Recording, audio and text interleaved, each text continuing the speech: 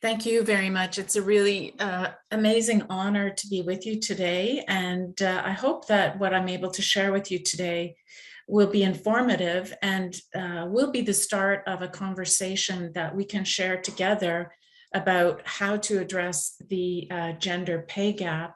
And so I'm excited to share with you about what Canada has done to address the gender pay gap.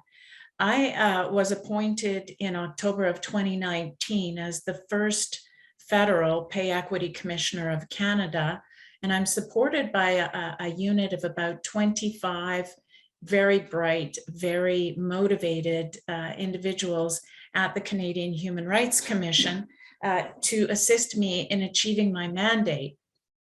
And that mandate is to promote women's equality by ensuring that federal, public, and private sector organizations value the work done by women in the same way that they value the work done by men. And it's important to understand that in Canada, we are a federation, and so each province has its own jurisdiction and by and large is responsible for the regulation of labor within its own provincial boundaries. The federal jurisdiction applies to areas that are cross-boundary, cross-border. So things like interprovincial rail and ground transportation.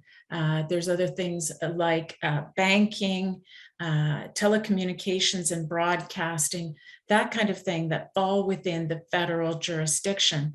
And so those employees are found across Canada, but they are regulated by the Federal Pay Equity Act. And then employees who work in local industries are governed by the provincial pay equity legislation. So I'm going to focus on the federal legislation, which really only applies to about 10% of the workforce in Canada, but nevertheless has quite an impact on provincial legislation in the sense that we are hoping that it will translate into greater pay equity legislation throughout the country. So this is an overview that I'm going to present to you about the situation in Canada. And I'm understanding that you may not, that my PowerPoint presentation may not be keeping pace with my my discussion, but I hope it will eventually. So in Canada, in 2021, the gender wage gap was equivalent to about $3.52 per hour, or 11%. And that meant that a woman would earn about 89 cents to the dollar earned by a man. And we heard from Gillian that the wage gap in the UK was 15%. And so throughout the world, there are varying degrees of percentage gaps in the pay between men and women. But there's very few countries that have actually been able to bring that down to zero. And in fact, Iceland is the country that's doing the best in that regard. So why the gap? Gillian mentioned that in the UK, 50% or 40% rather of the gap remains unexplained. Our research shows that in Canada, 2/3 of that gap remains unexplained. But one of the things that we do know is that the gap is not the same for all women in Canada. And we are very acutely aware that Indigenous women, racialized women, newcomer women, and women with disabilities have much greater gaps in their pay. And that is something that we are hoping through the pay equity legislation will be addressed in a more systematic sort of way. So one of the reasons for the pay gap is that women are not paid equally for work of equal value. So Gillian explained that there's occupational segregation. So you have many women clustered in areas of work where the work is devalued. And the pandemic has really shone a light on this. So caregiving roles, clerical roles, retail roles, catering roles, cleaning, those areas are areas where women, and especially racialized women, are found to a greater degree. And those roles have typically been undervalued in the sense that they are associated with the work that women do in the home and are typically viewed as unskilled labor and therefore not meriting the kind of pay that, for example, men might do as mechanics and as material handlers or warehouse people. And so what the pay equity legislation tries to do is to examine different work. So in this graph, to essentially compare apples to oranges and to say, if you have two different jobs, one that's done predominantly by men and one that's done predominantly by women, can you compare those jobs? And if the two jobs are of equal value, then they should be paid equally. So this is an example for you of what we mean by that. So we have Maria, it's a fictitious example of an account technician who keeps financial records and establishes and maintains and balances accounts, reconciles accounts, all the kinds of things that an account technician would do. And her training typically involves a college education, some specialized training or apprenticeship training. And then we compare that to the work done by Amir, let's say, who's a truck mechanic. They both work for a trucking company, which is a federally regulated area in Canada. Amir, as a truck mechanic, he adjusts, repairs, or replaces and takes care of the components of commercial transport trucks. And his work also requires a college education, some specialized training, and apprenticeship training. Now, if we look at those two jobs and we evaluate the value of the work based on 4 factors, that is skill, effort, responsibility, and working conditions.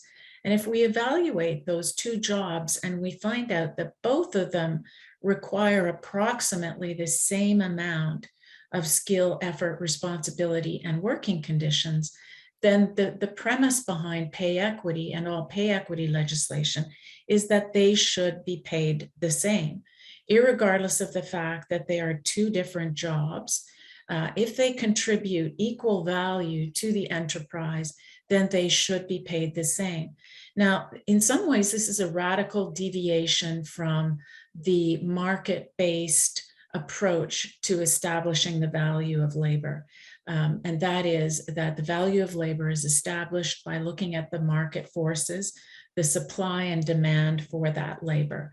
And so what this is saying is, and what is recognized in pay equity legislation, is that the market is not always equitable. The market is not free from discriminatory biases, and therefore we need to focus on these 4 objective criteria to determine the real value and the real pay that each position merits. So within Canada, as I explained, it's a federation, and in each province and territory in Canada, we have human rights legislation that has always, or since at least about 1987, or in Ontario, for example, or in Canada, 1977, has always prohibited paying women differently for the same job that a man does. So that's what we call equal pay for equal work. So it is discriminatory and contrary to human rights legislation to pay a male RCMP officer, a police officer, more than you pay a female police officer. So that's equal pay for equal work. That's been discriminatory for quite some time. And in most provinces, quite a few provinces in Canada, there has been pay equity legislation, which compares different work for some time, but only in 2 provinces, that's Ontario and Quebec, has that legislation applied to both the private and the public sector. And so what Canada did was to enact legislation that covers both the private and public sectors, and that complements the legislation that already exists, which is the Canadian Human Rights Act, where pay equity has been protected for some time, since 1977. But that regime under the Canadian Human Rights Act is a complaint-based regime. And one of the big breakthroughs in the pay equity legislation, the legislation that is specifically called the Pay Equity Act and is separate from the Canadian Human Rights Act, one of the big breakthroughs is that it is no longer a complaint-based regime, because what we found under the Canadian Human Rights Act, and I was involved for decades in litigation that was based on the complaint system, what we found was that it required enormous resources.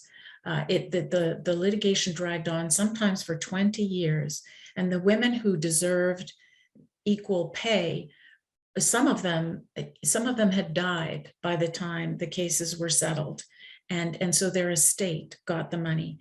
And this was a very sad situation where it was incredibly resource intensive, very hard on the people involved in the litigation, and was really only available to women within the unionized setting. And so it was really quite a thing when the new Pay Equity Act in Canada came into force in August of 2021. And it is no longer up to individuals to file a complaint. Employers must undertake a pay equity analysis. That is, they have to look at their compensation system and go through a systematic exercise that's prescribed in the legislation to compare work that's done predominantly by women to work that's done predominantly by men within their establishment, and determine if they are paid the same, if they are of equal value.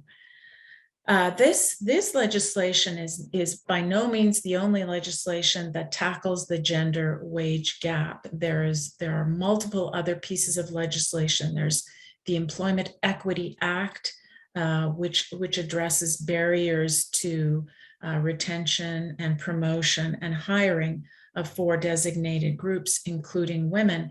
And just recently, there were new regulations passed pursuant to the Pay Equity or the Employment Equity Act that require pay transparency in a way similar to what's being done in the UK.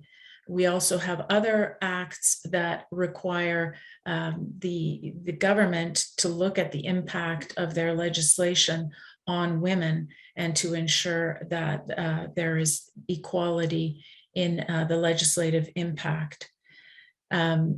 So the Pay Equity Act is just one tool among many to address the wage gap. And another important government initiative in Canada is subsidized daycare, and that is in the process of being rolled out across the country, so that parents will have access to $10 a day daycare, which will really address some of the factors that Jillian was speaking about.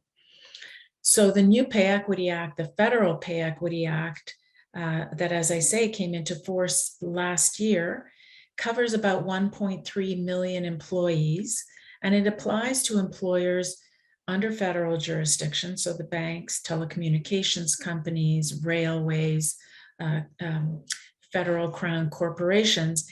It applies to those employers who have 10 or more employees. So it covers quite a few employers. And these employers must create a pay equity plan within 3 years. And this too is an innovation. It puts time pressure on employers and says, you have to go through this analysis where you determine which of your jobs are predominantly female and which are predominantly male, and evaluate the value of each of the jobs and compare the compensation and determine whether pay adjustments are necessary. You need to do that exercise within 3 years, and there's no flexibility in that deadline. And then after that, they have to maintain pay equity by updating the plan at least every 5 years. And that's really important, because we've seen in some jurisdictions, employers will think that they've achieved pay equity and that's all they have to do. But in fact, changes happen and new pay gaps can open up over time. So our legislation requires that employers engage in this analysis on a regular basis to ensure that the pay gap does not open up again. And as I said, it really puts the onus on employers to comply with the Act. So that means even if, quite often what happens is an employer will say, there's no way that I have a pay gap. I'm a feminist employer. I truly believe in equality, and there's no way I would pay a man differently from a woman. And we'll say, you could well be right. But what happens with compensation systems is that unintentionally biases creep in to the pay scale without people even recognizing that. And very often it's historic. So, it used to be, and it still to some extent is the case, that physical labor was seen as more skilled and more demanding than emotional labor. So the kind of labor that goes into, taking care of, if you're an executive assistant and you've got a demanding boss, and this boss is constantly asking you to do various different tasks. So you're multitasking, you're working to deadlines. The boss has quite a temper, so you're dealing with emotional outbursts, versus somebody who's lifting and pushing things into place on a shelf in a warehouse. There has been a tendency historically to view that heavy lifting as being more demanding and therefore more deserving of high pay than the work that's done by the executive assistant. So what we say to employers is, you may not have intentionally, and neither may your previous counterparts have intentionally underpaid the women relative to the men, but it happens. It creeps in unintentionally. And so that's what the Pay Equity Act is designed to do, is to address that kind of unintentional bias. And the process really involves, first of all, establishing the foundation. We at the Pay Equity Unit in the Canadian Human Rights Commission have developed resources to help employers to educate their workforce about the pay equity exercise, so they know what's going on. They know they may be asked questions about their jobs and what they do, so that they can be properly evaluated. That is, the job can be properly evaluated, not the worker.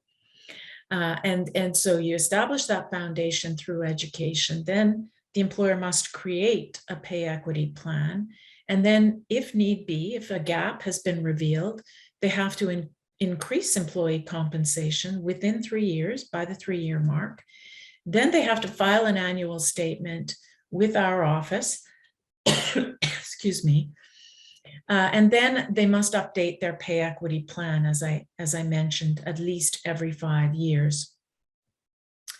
One of the things that the Act does to increase the transparency and to increase, if you will, the democratic nature of this exercise is to include representatives from the employees' unions and employer on a committee, a pay equity committee. So if the organization has 100+ employees, or they have a union or unions in their workplace, then they must do the pay equity analysis in committee.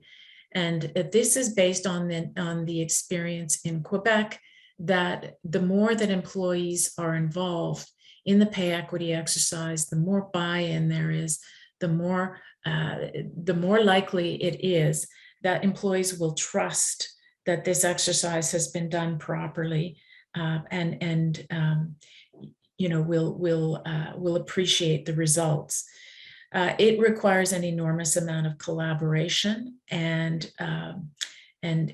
effort to make decisions on the basis of consensus. So we've published a number of materials, best practices, to encourage collaboration, to help organizations to do consensus-based decision-making within their pay equity committee. But as you'll see further on in this presentation, the Act recognizes that differences of opinion and disputes will arise in these committees, and I have the power to mediate and resolve those disputes so that the committee can get on with the work of assessing the value and comparing compensation.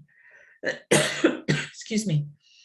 Research has shown, especially in Quebec, that there are many advantages to doing pay equity in committee, and that it increases actually labor harmony within the organization, provided provided the committees are given enough support through organizations such as ours to arrive at a resolution of their disputes. So to further the discussion around transparency, there are posting requirements under the Act. The Act requires that the employer inform employees that it's undertaking this exercise. The employer must post the final pay equity plan at the 3-year mark and provide employees with an opportunity to have input into that plan and to effectively dispute the results if they believe that they are inaccurate or unfair. And then the Act also requires annual reporting. So every year they must file with our office a report about their pay equity situation and must do so on with updated plans. So that enables our office to follow up, to ensure that there is compliance. So if there's a sector, for example, that is not complying with the Act and is not filing their annual reports, we will know that immediately and are able to follow up and undertake audits and require the companies to undertake the audit and to complete their plan.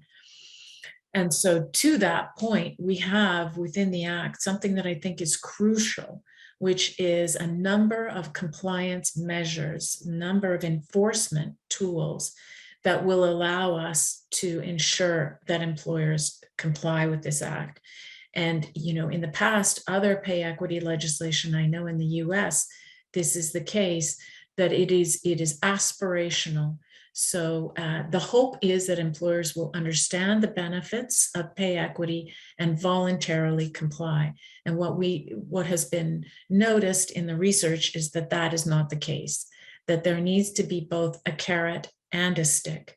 So we educate employers just as the folks in the UK do about the enormous advantages in terms of retaining talent and attracting talent of pay equity measures. But we also have these tools available to us in the event that employers just don't get the message. So we can issue a notice of violation if we through the annual reports or through other means determine that an employer is in violation of the Act, has not, for example, undertaken their pay equity analysis. We can issue a notice of violation. We can require that they undertake an internal audit if we believe that they have taken a wrong approach in the analysis of the value of the work, for example. We can tell them, go back and do that again, and undertake an audit of your process. And then if it's found that they are in violation, we can issue an administrative monetary penalty. And these monetary penalties are significant because they can be issued on a daily basis. So a company can receive a fine that is cumulative, that includes every single day, and there is interest that accumulates on these fines. So they are significant. And as a lawyer who has advised employers about the cost-benefit analysis of complying with legislation, I can tell you this is a significant tool in ensuring compliance. The other thing that's very significant is the ability to publish the employer's name, the nature of the violation, and the amount of the penalty that they received. Nobody wants to find themselves on the wall of shame. And so the very fact that the company could find themselves on this on the website as being in violation of the Act is really something that we think motivates people to comply with the Act. So that is, in conclusion, a short overview of the Pay Equity Act, the Federal Pay Equity Act. Of course, there's much more detail. I'd be happy to answer any questions you might have, but like Jillian, I wanted to provide to you this slide that gives you the link to our website. I'm very, very proud of the work that my team has done in terms of educating employers. So we have on our website, and you'll see this by clicking this link, we have so many tools and so many resources. We're developing podcasts, we're developing training seminars. We've got interpretation policy guidelines to help employers understand some of the more ambiguous aspects of the Act. We've got how-to guides on how to measure things. We've got a toolkit where employers can actually input the data, and the tool will do the calculations for them in terms of the value, the total value of the job, and then the comparison of the compensation and the adjustments that might be owing. So that's an excellent tool for small to medium-sized businesses that might find it overwhelming to try to undertake the exercise. We've got all sorts of resources on the website so that employers really, I think, cannot say, this is too tough, we just can't do it. We really pride ourselves on being there to support employers to undertake this important activity. And first and foremost, my team is very responsive to anyone who fills out this request for information and needs help understanding the obligations under the Act. So by all means, please do avail yourself of the resources that we have on the website. And thank you very much for your attention. I would be more than happy to answer any questions that you might have. Thank you very much, Commissioner Johnson. And I think that, well, first of all, let us give a round of applause. Thank you for your wonderful presentation. If I am not mistaken, these plans are requested from the companies with 10 or more employees. Did I understand you correctly? Yes, that's an excellent question. And I could only answer part of it because I was actually not involved in the drafting of the legislation. So I inherited the legislation as it was, but it is based on the number, the number of 10 employees is the same as in the situation in Quebec, one of our provinces. Where it was determined that 10 was an appropriate number of employees to have in the company, and that unless you get down to that kind of number, you're really missing an enormous number of employers. So for example, in the federal jurisdiction, there are 18,000 employers, only 4,500 of whom 4,500 of whom have 10 or more employees. So the vast majority of the employers in the federal sector are actually smaller and are not covered by the Pay Equity Act. They're still covered by the Canadian Human Rights Act, but that doesn't require a proactive analysis of your compensation system. So in fact, the Pay Equity Act that applies to 10 or more covers a very small percentage of the employers in the federal jurisdiction. So it was really necessary to go down to that number of 10 in order to cover as many employers as possible. And then we recognize that, and especially during COVID, and especially in the economic recovery period, and you know, airlines, for example, are struggling, and the smaller transportation companies really having a tough time and saying, we can't possibly carry this administrative burden. This is too much. And so we developed the tool that we did, the pay equity toolkit, that is an Excel-based tool, but we'll migrate to the cloud very shortly. But it's a tool that's designed to do the calculations for the employer, to take them step by step through the process so that it is as unpainful or as manageable an exercise as possible. And that is also why we've developed as many training materials and information bulletins as we have, because we recognize that for SMEs, this is a challenging task. And as I mentioned, it's only one of a number of legislative initiatives at the federal level that the government has taken to try to improve the situation of women in the workforce.